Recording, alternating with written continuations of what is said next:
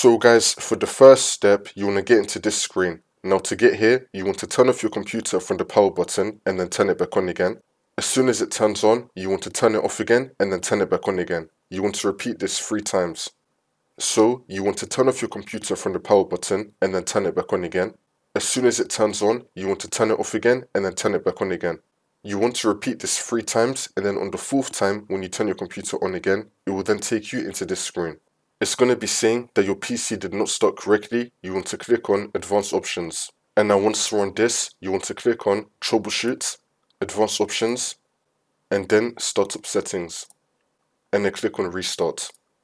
And now once this comes up, you want to enable Safe Mode. So you want to click on either 4 or F4 on your keyboard. So click on 4 or F4, which will now take us into Safe Mode. And now once we're on this, you want to go to Search and type in File Explorer. Click on it, and now once we're here, on the left hand side, you want to scroll down and then click on this PC. You want to open up your Windows drive. For me, it's going to be my C drive. I'm going to double click on it. Then you want to go to Windows. Now you want to open up System32. We're going to scroll down until we find System32, double click on it. And now we're going to open up Code Integrity. We're going to scroll down until we find Code Integrity, double click on it.